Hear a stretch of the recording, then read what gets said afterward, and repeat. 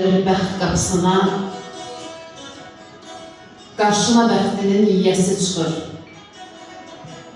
Biraz vaxtsız gəlir, biraz da vaxtlı. Çoxunun içindən niyəsi çıxır. Baxırsan ətrafa uzaq görürsən, ən içdən sevdiyin, sevdiklərini.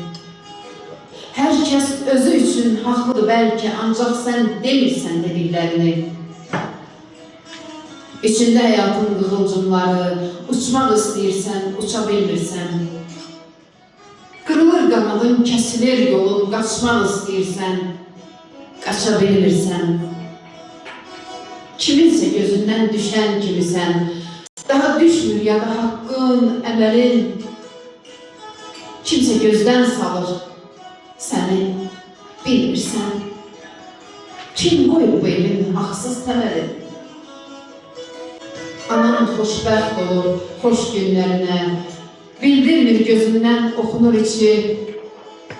Nigaran baxışla baxır arxanca, səni səndən artıq oxuyur, seçir.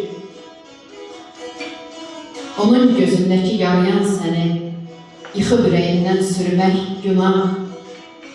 Ana sevgisinə övlad taleyin səbəbsiz dumana bürümək günah. Bir, onu bilirsən Tanrı gözündə, əmali məqamın həqiqətindir. Ölmədən unutmaq, ölümsüz qalmaq sizə çox asandır. Mənə çətindir, mənə çətindir.